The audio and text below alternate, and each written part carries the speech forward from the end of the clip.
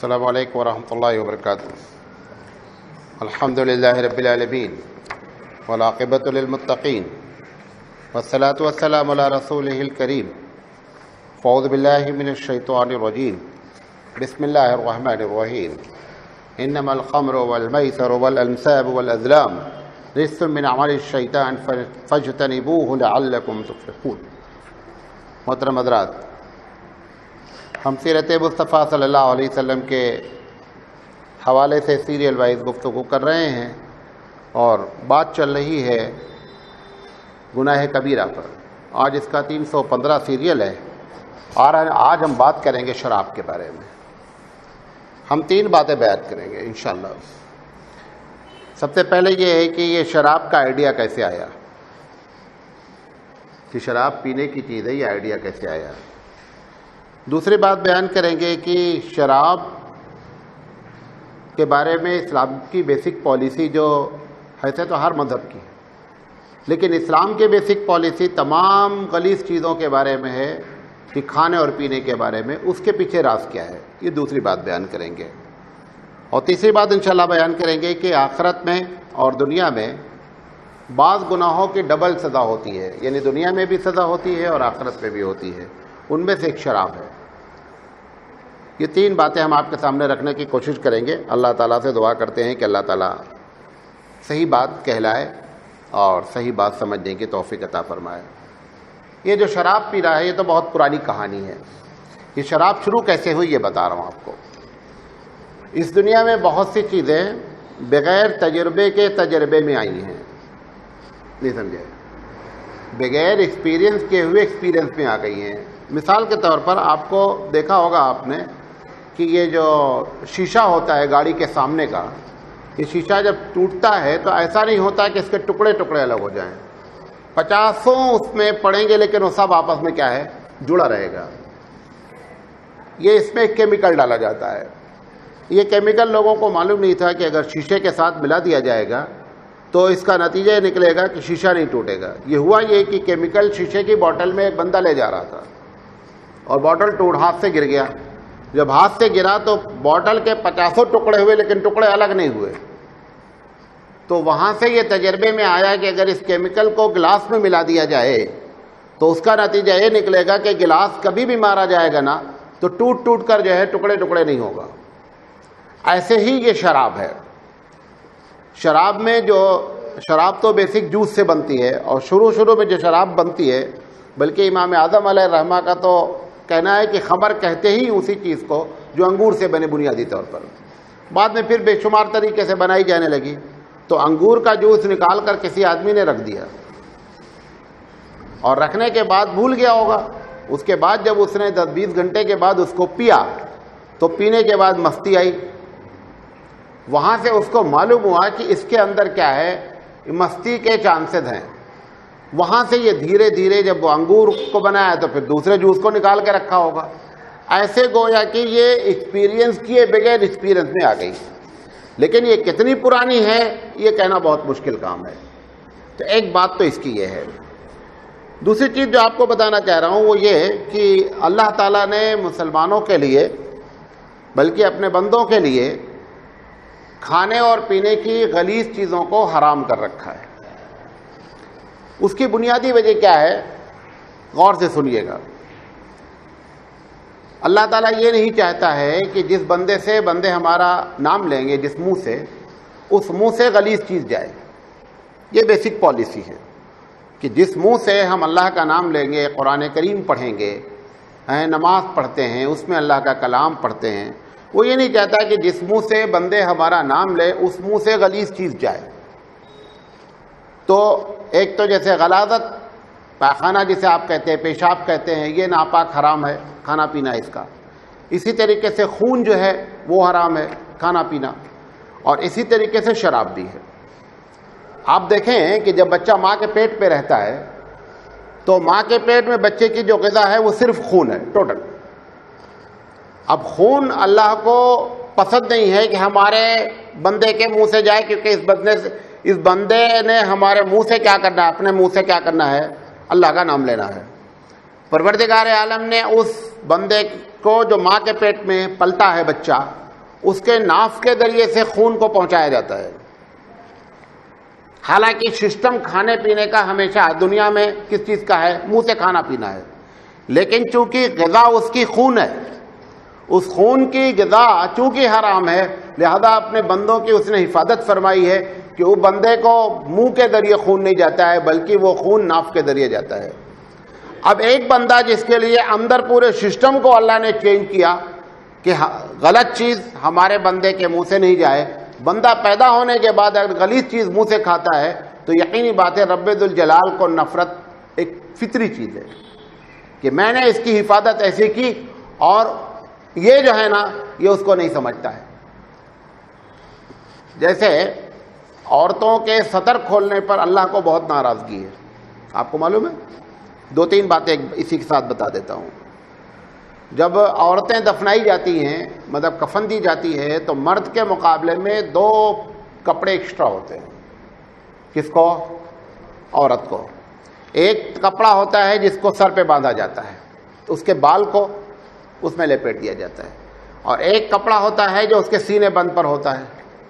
یعنی کفن کی حالانکہ کفن دیا جائے گا، اور جب اس کے اوپر 3 چادریں، وہ کہا جاتا ہے قمیص سے جو بھی، لیکن دیکھا جائے تو 3 چادر جب آپ ڈال دیں گے تو سینے کا جو ہے نا وہ کچھ بھی نظر نہیں آئے گا، لیکن پروردگار عالم عورت کی اتنی عزت فرماتا ہے کہ مرنے کے بعد بھی وہ چاہتا ہے کہ کفن میں بھی لپٹ کر آوے نا تو اس کا سر اور سینہ نہیں کھلا رہے۔ اب وہ عورت جب اس دنیا میں سر اور سینہ کھول کر چلتی ہے تو ناراضگی کی بنیادی وجہ یہ ہے کہ ہم نے اس کے لیے اتنا اہتمام کیا کہ مرنے کے بعد بھی اس کی عزت کو ہم نے چھپائے رکھا، اور یہ اتنی بدتمیز ہے کہ دنیا میں ہم سر کو اور سینے کو چھپانے کی بات کرتے ہیں اور یہ جو ہے نا دھڑلے سے گھومتی ہے۔ حالانکہ عورت کو بھی اگر 3 کپڑا دے دیا جائے تو کفن ہو جاتا ہے، کیونکہ جو آخری چادر ہوتی ہے، نیچے کی جو چادر ہوتی ہے وہ سر سے لے کر پیر تک کور ہوتی ہے، اس کے باوجود سر کو الگ سے کفن دیا جا رہا ہے اور سینے کو الگ سے کفن دیا جا رہا ہے۔ یہ پروردگار عالم کی جو پالیسی کے خلاف کوئی آدمی کام کرتا ہے تو رب ذوالجلال اس پر بہت زیادہ ناراض ہوتا ہے۔ اسی سے ملتی جلتی چیز یہ جو شراب کے بارے میں جو بتائی میں نے، جیسے شراب حرام ہے، چونکہ اللہ نے اس منہ کو اس لیے نہیں رکھا ہے کہ اس میں غلیظ چیزیں جائیں۔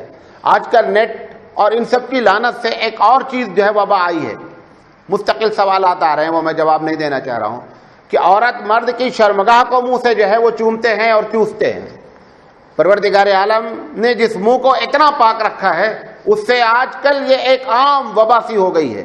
اس کو پرہیز کرنا چاہیے، اور یہ سمجھ کر کے کہ جس رب ذوالجلال نے ہمارے منہ سے اپنے نام کے لیے پیدا کیا ہے، اس منہ کو ایسی غلیظ چیزوں میں استعمال نہیں کرنا چاہیے۔ تو اللہ تعالیٰ نے جو غلیظ چیزوں کو کی پالیسی ہے وہ اس کی یہ پالیسی ہے۔ میں اپنی بات سمجھا پایا جو کہنا چاہ رہا ہوں؟ دوسری چیز، اسلام میں جو شراب حرام ہے، کسی مذہب میں بھی بنیادی طور پر شراب جو ہے حلال نہیں ہے۔ ہر مذہب میں شراب کیا ہے؟ حرام ہے۔ ابراہیم علیہ السلام کے زمانے کے بعد جب یہ قریش ابراہیم علیہ السلام کی دعوت کو اور ابراہیم علیہ السلام کے پیغام کو بھول گئے، تو جس طریقے سے مستقل دوسری چیزیں ان کے سوسائٹی میں آئیں، اس میں شراب بھی آئی، اور شراب بری طریقے سے آئی۔ اللہ کے رسول صلی اللہ علیہ وسلم فرمایا کہ یہ ام الخبائث ہے۔ ام الخبائث کا مطلب یہ ہے کہ شراب اگر بندہ پی رہا ہے تو اب کوئی بھی گناہ اگر کرتا ہے تو اس میں سرپرائزنگ کی بات نہیں ہے، کوئی چاچمبے کی بات نہیں ہے، he can do any thing, کچھ بھی کر سکتا ہے۔ بعض ضعیف حدیثوں میں ایسے واقعات نقل ہیں، حالانکہ حدیث ضعیف ہے لیکن ایسے واقعات نقل ہیں کہ کسی بزرگ کا ٹیسٹ لیا گیا تو اس میں شراب رکھی گئی، عورت سے زنا رکھا گیا، ایک آدمی کا قتل رکھا گیا کہ ان تینوں میں سے تم کو کچھ نہ کچھ کرنا ہی کرنا ہے، ورنہ تمہاری جان جو ہے وہ نہیں چھوڑی جائے گی۔ تو اس بزرگ نے کیا کیا کہ سوچا اس میں سب سے لائٹ شراب ہے، زنا سے بھی بچ جائیں گے، قتل سے بھی بچ جائیں گے، شراب پی لیتے ہیں۔ جب شراب انہوں نے پیا تو زنا بھی کیا اور قتل بھی کیا۔ بعض لوگ کہتے ہیں اسی حدیث کی بنیاد پر اللہ کے رسول صلی اللہ علیہ وسلم نے فرمایا کہ ام الخبائث حدیث ہے، بیہقی کی روایت ہے یہ، اور بھی دوسری روایتوں میں بھی اس قسم کے واقعات، بعض مقررین تو بہت لمبی چوڑی اس کو ذکر کرتے، گھنٹہ پر بیان کرتے ہیں۔ بہرحال ام الخبائث کہنے کا مقصد اللہ کے رسول صلی اللہ علیہ وسلم کا ہے، صحیح حدیث میں ہے کہ شرابی اگر اپنی ماں سے بھی زنا کر لے تو اس میں کوئی تعجب کی بات نہیں ہے.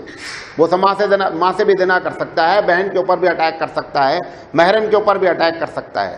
تو شراب جو ہے وہ سخت گنانا فعل ہے. اب جب اسلام آیا اور حضرت عمر رضی اللہ تعالیٰ عنہ نے اسلام قبول کیا, تو حضرت عمر رضی اللہ تعالیٰ عنہ نے جب اس کی پالیسی کو جانا تو انہوں نے کہا کہ اس مذہب میں شراب کبھی بھی الاؤڈ ہو نہیں سکتی. حضرت عمر رضی اللہ تعالیٰ عنہ نے اسی دن سے شراب کو پینا بند کر دیا. لوگ پیتے رہے, بڑے بڑے باریک کے بارے صحابہ پیتے رہے جب تک پرمیشن رہی. اللہ تعالیٰ نے شراب کے بارے میں جتنا اسٹیپ لیا ہے وہ اتنا کسی چیز کے نہیں لیا. مطلب جیسے کوئی چیز حکم دیا گیا ہے کام کرو تو اس میں اتنا احتیاط نہیں برتا گیا, لیکن شراب چونکہ ایک انسان کی گھٹی میں پڑ جاتی ہے, اس کو چھوڑنا ایک بہت بڑا مسئلہ ہوتا ہے. تو سب سے پہلا مشورہ اللہ نے دیا کہ شراب کا نقصان زیادہ ہے بنسبت نفع کے. اسمہما اکبر من نفعہما, یہ پہلا اسٹیٹمنٹ قرآن مجید کا ہے. یہ نہیں کہا کہ شراب حرام ہے. یہ اسٹیٹمنٹ دے کر کے جو ہوشیار لوگ تھے وہ سمجھ گئے کہ گناہ کا پرسنٹیج زیادہ ہے اور اس میں فائدے کیا ہے, کم ہے.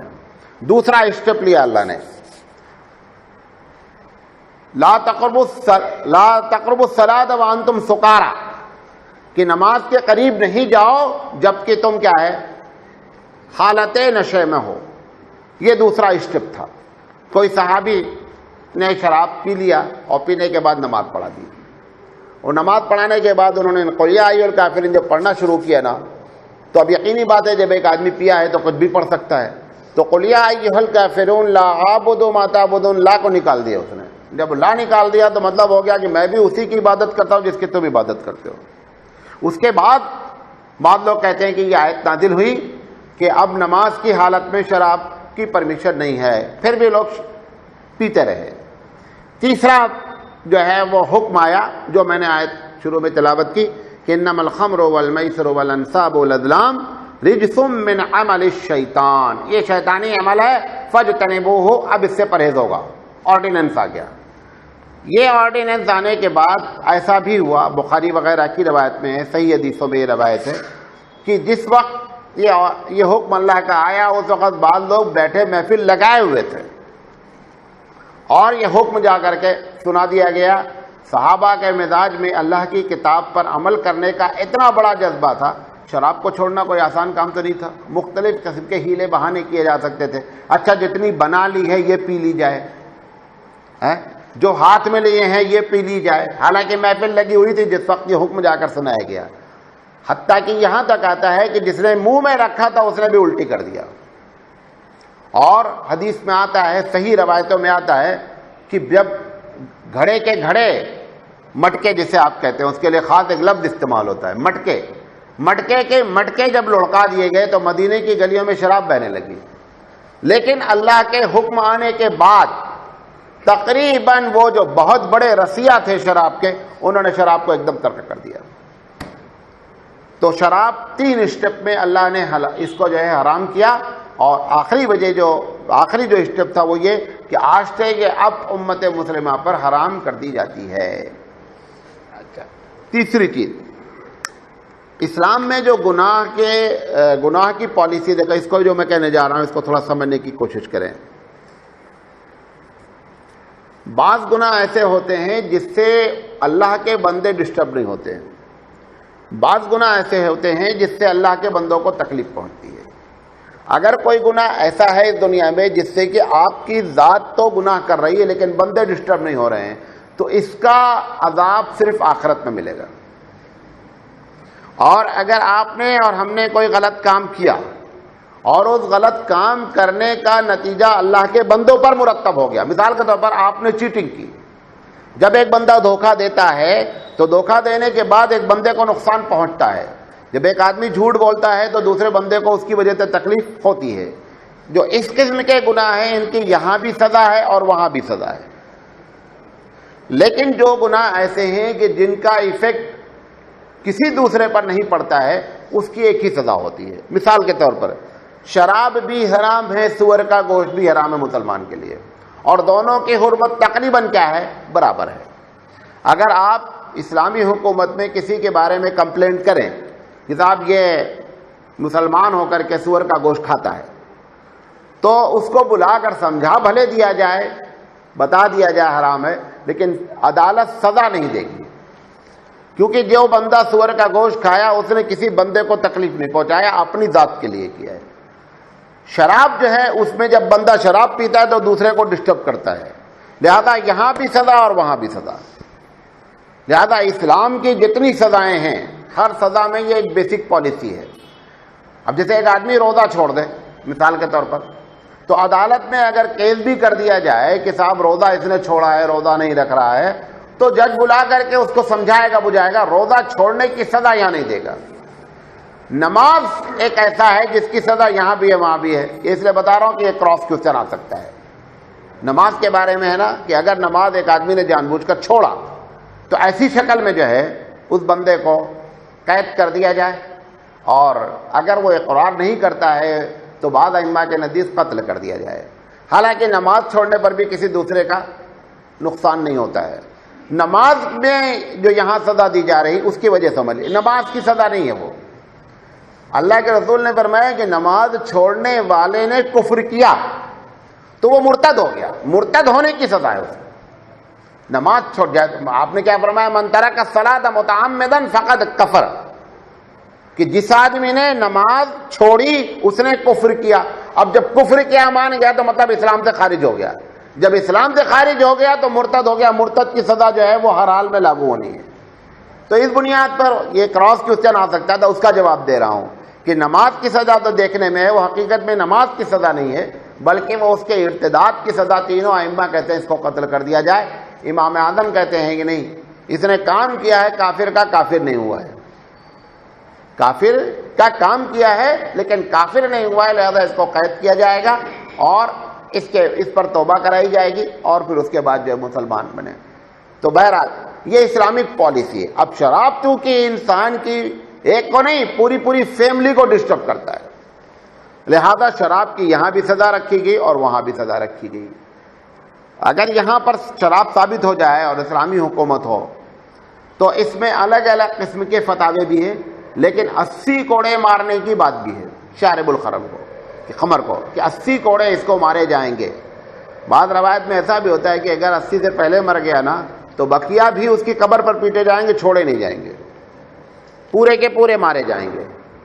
تو ایک تو دنیا کی یہ سزا، آخرت میں اللہ کے رسول صلی اللہ علیہ وسلم نے مختلف انداز میں اس کے بارے میں بات کی۔ نبی کریم صلی اللہ علیہ وسلم نے فرمایا، مستدرک حاکم کی روایت ہے کہ جب ایک آدمی ایک وقت شراب پیتا ہے، ایک مرتبہ، جب ایک مرتبہ وہ شراب پیتا ہے تو 40 دن تک اس کی کوئی عبادت قبول نہیں ہوتی۔ بعض روایت میں آتا ہے کہ 40 دن تک جو ہے نا وہ نماز قبول نہیں ہوتی، عبادت نہیں، نماز قبول نہیں ہوتی۔ یہ سب سے پہلی سزا ہے۔ اللہ کے رسول صلی اللہ علیہ وسلم نے فرمایا، طبرانی کی روایت ہے کہ قیامت کے دن اللہ شراب پینے والوں کی طرف نظر نہیں کرے گا۔ مطلب کیا ہے کہ اللہ کی رحمت کے کوئی چانس شراب پینے والے پر نہیں، اور خاص کر ایسے شرابی پر جو شراب میں مست ہو گیا اور انتقال ہو گیا۔ دو طریقے سے بات ہو سکتی ہے، مطلب ایک آدمی شراب کی حالت میں انتقال ہو گیا، نشہ ہی نہیں اترا تھا، اور دوسرا یہ ہے کہ اتنا عادی ہو گیا ہے کہ توبہ نہیں کیا اور اسی حالت میں انتقال ہو گیا۔ بھلے جس وقت انتقال ہوا اس وقت وہ شراب کی حالت میں نہیں ہے، لیکن شرابی ہے اور بغیر توبہ کے انتقال ہو گیا۔ ان دونوں کے لیے یہ بات ہے کہ پروردگار عالم اس کی طرف جو ہے وہ نظر کرم نہیں کرے گا۔ تیسری روایت ہے، اللہ کے رسول صلی اللہ علیہ وسلم نے فرمایا کہ شراب کا پینا بھی حرام ہے اور شراب کی قیمت بھی حرام ہے۔ یہ ابو داؤد کی روایت ہے۔ ترمذی اور احمد کی روایت ہے، نبی کریم صلی اللہ علیہ وسلم نے فرمایا کہ شراب میں 10 لوگوں کی لعنت ہے۔ 10 لوگوں کے لیے ایک 7 جرم کو ذکر کیا گیا ہے۔ اس میں یہ ہے کہ ایک آدمی شراب تیار کرتا ہے، تیار کر کے سپلائی کرتا ہے، تو جو تیار کرتا ہے، جوس نکالتا ہے، اس میں ساری شراب کی فیکٹریاں شامل ہو گئیں، سارے شراب کی فیکٹری کے مالک اس میں شامل ہو گئے کہ بناتے ہیں اور دوسروں کے لیے بناتے ہیں۔ تو آپ نے فرمایا کہ پہلا وہ جو بناتا ہے، دوسرا یہ ہے بناتا ہے اور خود ہی اپنے لیے بناتا ہے، یہ دوسرے آدمی پر جرم ہے۔ تیسرا آپ نے فرمایا کہ اس کو اٹھانے والا، مثال کے طور پر آپ ٹرک کا ٹرانسپورٹ کا بزنس کرتے ہیں، کوئی شراب کی کمپنی نے کہا کہ آپ میرا مال یہاں سے ہبلی سے بنگلور پہنچا دیجئے، آپ سوچیں میں تو ہمیں کیا بھاڑا ملنا چاہیے، اگر یہ بات معلوم ہو جائے یہ شراب کا بھاڑا ہے تو آپ بھاڑا نہیں اٹھا سکتے۔ حتیٰ کہ اگر کوئی آدمی کوئی کارٹن لے کر کے جا رہا ہے موٹر سائیکل سے یا سائیکل سے اور وہ گر جائے اور آپ پہنچے مدد کرنے کے لیے، اگر آپ دیکھ لیں کہ یہ اس میں شراب ہے تو ایسی جگہ میں اس کو اسی گری حالت میں چھوڑ دے گا، اس کو اٹھا کر کے اس کے کیریئر تک رکھنا ہی نہیں ہے۔ آپ نے فرمایا کہ اس کے اٹھانے والے، پھر آپ نے فرمایا کہ اس کے پینے والے، پھر آپ نے فرمایا کہ اس کو پلانے والے، پھر آپ نے فرمایا کہ اس کو بیچنے والے، آپ نے فرمایا کہ اس کی قیمت کو کھانے والے، پھر خریدنے والے۔ مطلب مثال کے طور پر ایک آدمی ڈائریکٹ خریدا، ایک آدمی نے اپنے سرونٹ کو بھیج دیا کہ جاؤ میرے لیے آج جو ہے تو لے آؤ۔ آپ نے فرمایا کہ چاہے خود خریدے یا کسی سے خریدوائے، اس طریقے ملا کر کے 10 آدمیوں کو بیک وقت گناہ کی لسٹ میں داخل کیا گیا۔ تو آپ کو بتانا یہ چاہتے ہیں کہ شراب اور سود ان دونوں کے بارے میں تقریباً ایک ہی رائے ہے۔ مثال کے طور پر ایک آدمی شراب کی دکان ہے، ایک اکاؤنٹنٹ ہے، وہ کہتا ہے کہ میرا آپ حساب لکھ دیجئے۔ اگر مسلمان ہے اور اسے معلوم ہو گیا کہ شراب کا حساب لکھنا ہے تو وہ قطعی شراب کا حساب نہیں لکھے گا۔ اسی طرح ہوٹل میں کام کرنے والے ہیں، اگر کسی ایسے ہوٹل میں جاب کر رہے ہیں کہ جس میں ان کو شراب سپلائی کرنی پڑتی ہے، لے جا کر کے گلاس ٹیبل پہ رکھنا پڑتا ہے، تو ایسی شکل میں وہ بھی اسی میں شامل ہے، اس کو بھی اتنا ہی گناہ ہے۔ تو ایسے 5 اسٹار ہوٹل وغیرہ میں یہ پرابلم آتی ہے۔ تو سب سے پہلے ان باتوں کو دھیان رکھیں کہ شراب کے بارے میں کوئی گنجائش اللہ کے رسول صلی اللہ علیہ وسلم نے چھوڑی نہیں ہے، اور اس کی صرف وجہ یہ ہے کہ اسلام سکون چاہتا ہے۔ یہ آپ کو ایک مرتبہ نہیں 1000 مرتبہ یہ بات آپ کو بتایا ہوں کہ اسلام کی بیسک پالیسی یہ ہے کہ دنیا میں سکون کو کیسے برقرار رکھا جائے، اور یہ سکون جو ہے نا یہ غارت کرنے والی چیز ہے، فیملی سے لے کر کے باہر تک لڑائیاں جھگڑے سب کچھ، اور اس میں خاص کر جو غریب طبقہ ہوتا ہے وہ سب سے بیکار کی شراب پیتا ہے، لہذا سب سے زیادہ بربادی اس کی ہے۔ جو ہائی کلاس کے لوگ ہیں وہ تو اونچی کلاس کی شراب پیتے ہیں، بربادی اس میں بھی ہوتی ہے۔ ایسا نہیں ہے کہ وہ کوئی بہت، کبھی کبھی پلین میں ایسا ہوتا ہے کہ حالانکہ پلین میں لمیٹڈ دیتے ہیں وہ شراب، اس میں بھی کیا کرتے ہیں سوڈا یا پانی ملا دیتے ہیں، کبھی پیور نہیں دیتے ہیں۔ وہ کیا کرتے ہیں کہ بعض لوگ نا، بادو والا نہیں پیا ہے، یہ بھی مسئلہ بتانا چاہتا ہوں، مثال کے طور پر میں نہیں پی رہا ہوں، وہ کیا بولتا ہے آپ میرے لیے لے لیجئے، یہ لینا بھی گناہ ہے۔ وہ کیا بولتا ہے، اس کو معلوم ہے کہ ہم کو اتنی ہی دے گا یہ، تو وہ ہم سے کہتا ہے کہ آپ لے، اسے معلوم ہے داڑھی رکھے ہیں نا یہ مولوی صاحب لیں گے نہیں، یہ اس کی جگہ پہ تھمس اپ پیئیں گے یا کچھ سافٹ ڈرنک پیئیں گے، تو وہ بولتا ہے نہیں آپ لے لیجئے ہمارے لیے۔ وہ جب دونوں ملا کے پی لیتا نا تو چڑھ جاتی ہے اس کو۔ اب وہ جو چڑھ جاتی ہے تو وہ جو حرکتیں کرتا ہے، ہوتا کم ہی ہے پلین میں لیکن ہوتا ہے، وہ پھر کیا ہے ایئر ہوسٹس کو چھیڑنا شروع کرتا ہے۔ اب وہ اس سے مستی شروع کرتا ہے، کیوں؟ یقینی بات ہے کہ جو پیا گیا ہے وہ مستی ہی لانا ہے۔ اس بنیاد پر شراب جو کہ سکون کو غارت کرتی ہے ہر جگہ، اس لیے اللہ کے رسول صلی اللہ علیہ وسلم نے شراب کے کسی بھی شعبے کو اجازت نہیں مذمت فرمائی۔ ایک حدیث میں آتا ہے اللہ کے رسول صلی اللہ علیہ وسلم نے فرمایا کہ قیامت کے دن شرابیوں کے ساتھ جو اللہ تعالیٰ برتاؤ کرے گا وہ ایک نہر ہے کہ اس کا نام ہے غوطہ، غین واطاہا، غوطہ بھی کہہ سکتے ہیں آپ، نہر غوطہ سے اس کو پلایا جائے گا۔ اللہ کے رسول صلی اللہ علیہ وسلم سے پوچھا گیا کہ یہ نہر غوطہ کیا چیز ہے جو شارب الخمر کو پلایا جائے گا؟ اللہ کے رسول نے فرمایا کہ جو زانیہ عورتیں اس دنیا میں پائی جاتی ہیں، یہ زانیہ عورتوں کی شرمگاہ سے جو پانی نکلے گا وہ پانی ان کو پلایا جائے گا۔ حدیث میں آتا ہے، حاکم کی روایت ہے اور مسند احمد کی روایت ہے، اللہ کے رسول نے فرمایا کہ اس میں اتنی بدبو ہوگی، حالانکہ جہنم خود بدبو کا ایک بہت بڑا اڈا ہوگا، آپ فرماتے ہیں جہنمی بھی اس پانی سے، اس نہر غوطہ سے پناہ مانگیں گے، اتنا زبردست اس کے اندر بدبو ہوگی، اور یہ جو ہے شارب الخمر کو پلایا جائے گا۔ شارب الخمر کے لیے، شراب پینے والے کے لیے ایک اور بھی بد نصیبی ہے، یقینی بات ہے مسلمان ہے کبھی نہ کبھی جنت میں جائے گا۔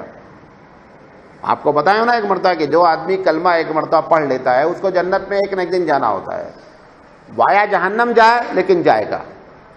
یہ اگر جنت میں جائے گا، اب یقینی بات ہے جنت میں ایک بہت اچھی چیز شراب دی ہے، اس شراب میں دونوں میں اللہ نے فرق بیان کیا ہے کہ یہاں پی کر کے عقل کھو بیٹھتے ہو، وہاں پی کر کے آدمی کوئی عقل نہیں کھوئے گا، بلکہ اس کو سرور محسوس ہوگا۔ تو یہاں پر جتنے لوگ شارب الخمر ہیں نا، ان شارب الخمر کو وہاں شراب نہیں دی جائے گی،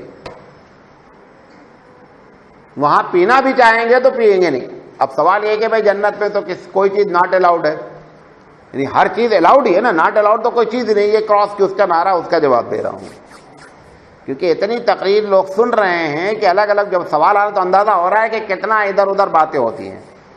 تو اسی طرح سونے کے بارے میں بھی ہے نا کہ جو اس دنیا میں سونا پہن لیا ہے مرد، تو سونا پہننے کا گناہ الگ ملے گا۔ یہ میں نہیں کہنا چاہ رہا ہوں کہ جو یہاں شراب پی لے صرف اس کا یہ گناہ ہے کہ اس کو وہاں شراب نہیں دی جائے گا، چڑھ یا نہیں دی گئی، یہاں پہلے پی لو، یہ نہیں کہنا چاہ رہا ہوں۔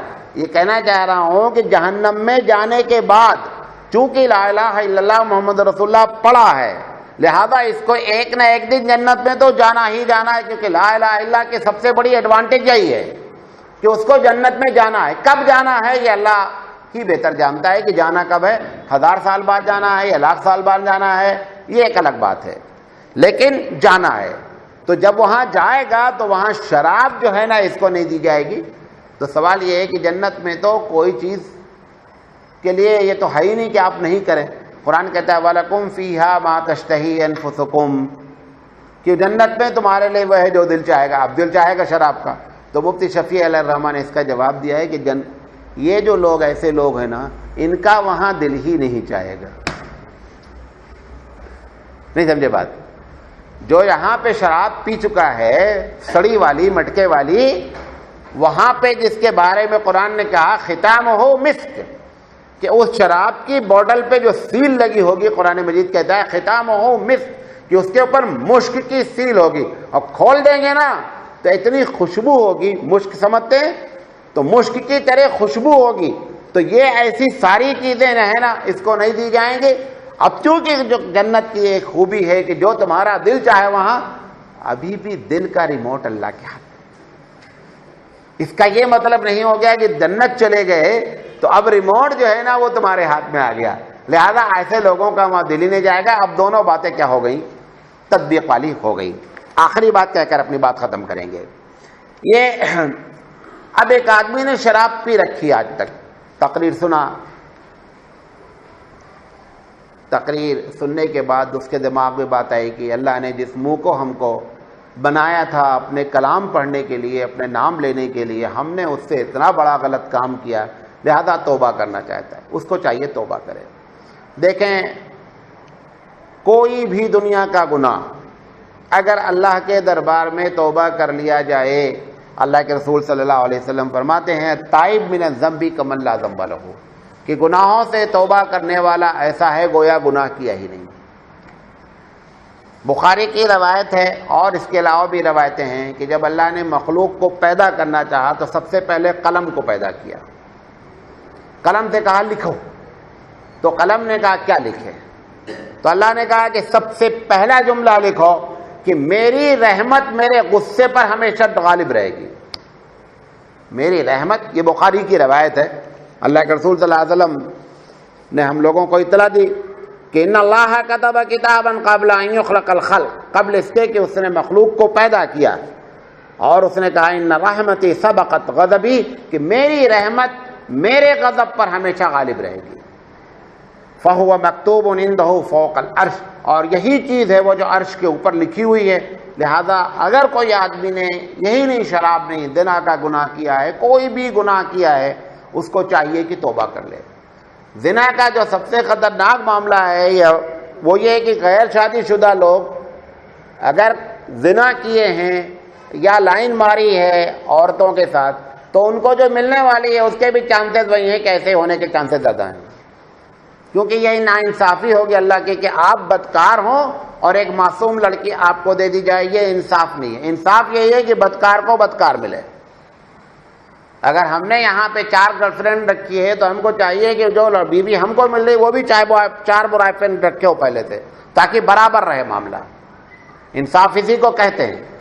میں نے یہ تقریر کر دی دبئی میں، اب وہ لڑکے جو لوگ لائن مارے تھے ان کو گھبراہٹ شروع ہو گئی کہ حضرت اس میں سے ایک آدمی نے کہا کہ مولانا اچھا چلو اب ہم توبہ ہی کر لیں تو فائدہ کیا ہے، اب تو جو ہم کو ملنے والی ہے وہ ویسے ہی کرپٹ ملنے والی ہے، تو اب کیا کریں؟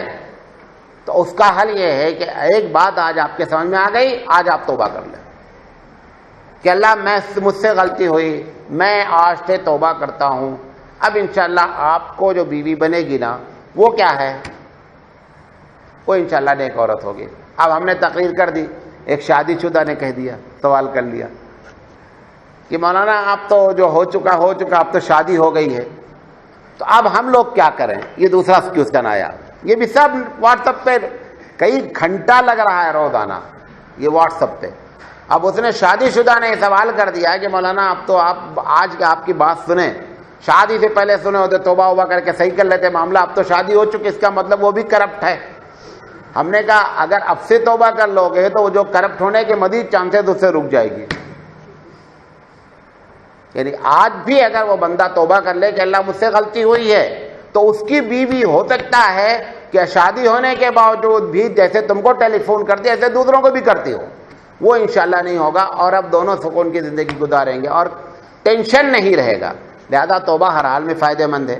اب شارب الخمر جس نے شراب پی رکھی ہے اس کو اللہ کی رحمت سے مایوس نہیں ہونا چاہیے، کیونکہ اللہ کے یہاں توبہ کا دروازہ کھلا ہوا ہے. بخاری کی روایت ہے، آپ کو غالباً بتایا ہوں کہ نہیں بتایا ہوں، کہ ایک آدمی نے 99 مرڈر کیا. مرڈر کرنے کے بعد وہ ایک جعلی پیر کے پاس پہنچا. جیسے جعلی پیر ہوتے ہیں نا، پگڑا بہت لمبا باندھے ہیں، ڈنڈا بھی بہت اونچا سا ہے اور اندر سے کھوکھلے ہیں. نماز میں کتنے فرض. ہمارے گاؤں میں ایسا واقعہ پیش آیا کہ ایک نماز جنازہ جو ہے وہ پڑھائی جانے لگی. اب وہ مسلکی اختلاف تھا، تو ایک صاحب نے کہا کہ صاحب میں جو ہے وہ یہ ہماری رشتہ دار ہیں، میں نماز جنازہ پڑھاؤں گا. تو ان کے دو لڑکے تھے، ایک لڑکے ادھر مائل تھے، ایک لڑکے ادھر مائل تھے. تو لڑکے نے کہا ٹھیک ہے پڑھائیے. اب یہ لڑکے نے کہا کہ نہیں آپ ہم نہیں پڑھانے دیں گے. تو ایک مولوی صاحب یا وہیں گاؤں کے ایک آدمی نے کہا کہ بھئی یہ مولوی صاحب جو نماز پڑھانے جا رہے ہیں کم سے کم اتنا یہ بتا دیں کہ جنازہ میں فرائض کتنے، اس کے بعد نماز پڑھائیں. اب جنازہ میں جو فرض ہے وہ تو بڑے بڑے مولوی کو نہیں معلوم ہے. اب وہ لٹک گئے بیچارے. تو ایسے بہت سے جعلی امام اور جعلی پیر ہوتے ہیں. تو وہ ان کے پاس ٹکرا گیا، اس کو غصہ آ گیا پیر کو، کیونکہ نذرانہ وغیرہ تو دیتا نہیں تھا پہلے سے کہ کچھ وہ سنبھال کے بات کرتا. اس نے کہا کہ بدتمیز قسم کے آدمی 99 مرڈر کر کے ہمارے پاس آئے ہو. اس نے خوب اس کو گالی دی. جب گالی دیا نا تو اس نے کہا سینچری پوری کر دیتے ہیں. اس نے ایک اور مارا، سینچری پوری ہو گئی، لیکن اس کے دل میں کھٹک تھی کہ میں غلط کر رہا ہوں. یہ پھر ایک بزرگ کے پاس گیا جو اللہ والے تھے، ان سے جا کر اپنا پورا واقعہ بیان کیا کہ حضرت ایسے ایسے مجھ سے غلطی ہو گئی ہے اور میں اپنے گناہ پر نادم ہوں، شرمندہ ہوں. تو انہوں نے کہا کہ اللہ کی رحمت سے کبھی مایوس آپ نہیں ہو. یہ صحیح میں بزرگ تھے، اللہ والے تھے، لیکن ایک کام آپ کریں کہ آپ اس گاؤں میں نہیں رہیے، کیونکہ اس گاؤں میں آپ رہیں گے تو یہ تمہارے دور یاد جو ہے نا یہ تم کو پھر وہی باتیں یاد دلائیں گے.